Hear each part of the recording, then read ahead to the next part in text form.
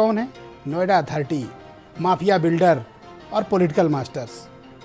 क्या इन्होंने कोई सीख ली होगी इस डिमोलिशन कांड के बाद, या फिर बेशर्मी जारी रहेगी? देखिए, हमारे यहाँ आप किसी चीज़ को नज़ीर बहुत देर तक नहीं मान सकते। ये तो एक मामला जो चपेट में आ गया वो गिर गया, बाकी चीज़ें चलती रहेंगी। 500 करोड़ से ज़्यादा का ये ट्विन टावर बना था, उसको गिराने में भी सैकड़ों करोड़ रुपया खर्चा हुआ।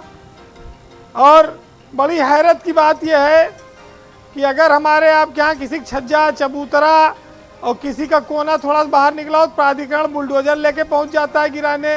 इतनी बड़ी बड़ी ट्विन टावर, इतनी बड़ी बिल्डिंग बन गई और किसी को दिखा नहीं। ये तो कोर्ट का भला हो कि उसने आदेश किया।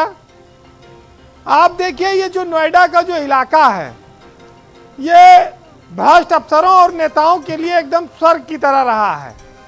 पिछले 2-3 दशक से आप देखेंगे तो जैसे भारत को सोने की चिड़िया कहा जाता था, वैसे उत्तर प्रदेश के लिए नोएडा सोने की चिड़िया बना रहा। और इस चिड़िया को अफसरों और नेताओं ने खूब लूटा। लेकिन हैरत इस बात की भी होती है कि नेताओं और अफसरों की भूख किस लूट पर जाकर रुकेगी, कितनी मात्रा पर। यहाँ 100-100, 200-200 करोड़, 500-500 करोड़ रुपया कमा के बैठे हैं, इनकी भूख नहीं खत्म होती। अफसरों ने कई हजार करोड़ रुपया कमाया और कमा रहे हैं। तमाम अफसर मौजूद हैं उत्तर प्रदेश में, तमाम देश छोड़ के चले गए, किसी पर कोई कार्रवाई नहीं हुई। नेता मंत्री ये सब लूट के चले गए। तो नोएडा को तो लूट खाया है। 3 अथॉरिटियां हैं, नोएडा, ग्रेटर नोएडा, यमुना अथॉरिटी। तीनों अथॉरिटियों को आपने जैसा बताया, अगर उत्तराखंड, गोवा, दिल्ली ये सब जोड़ लीजिए, हरियाणा, ये सब आसपास के राज्य, तो इनके बजट के नीचे ही होंगे। इतना पैसा यहाँ पर है। और दिल्ली से सटे होने के नाते नोएडा के जमीनों की कीमत हमेशा आसमान पर रहे और उसी का फायदा लोगों ने उठाया है। देखिए, भारत एक विशाल देश है, विचारों वाला देश है। ये लोगों के जीवन की पूर्ति तो कर सकता है खाने पीने के, लेकिन किसी अफसर और नेता के लालच की पूर्ति नहीं कर सकता, क्योंकि उनकी असीमित हैं इच्छाएं। वो विदेशों में पैसा जाकर जमा करते हैं, यहाँ पर लूटते हैं हजारों करोड़, अरबों खरबों। आपने देखा होगा कि भारत देश गुलाम रहा, लेकिन अंग्रेज भी इतना नहीं लूट पाए होंगे जितना आज अफसर और नेता लूट रहे हैं देश को, और लूट लिया। ये जरूर है कि भ्रष्टाचार पर उत्तर प्रदेश में आज कांग्रेस बहुत बेबाकी से बोल रही है, क्योंकि वो पिछले 30-35 साल से सरकार में रही नहीं।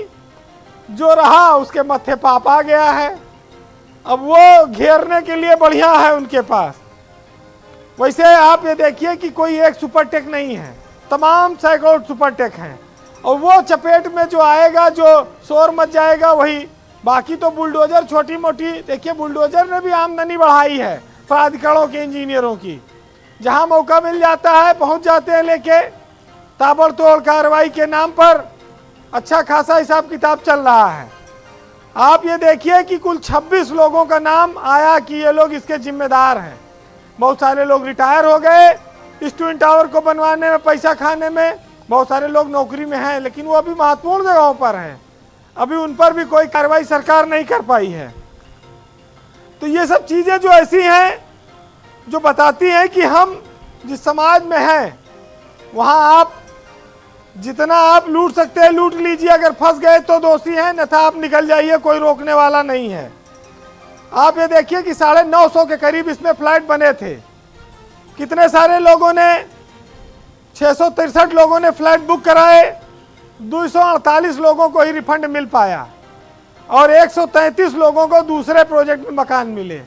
बाकी 250 से ज्यादा लोगों के पैसे इस ट्विन टावर में डूब गए, जिन लोगों ने अपने जीवन की मेहनत की कमाई लगाई थी।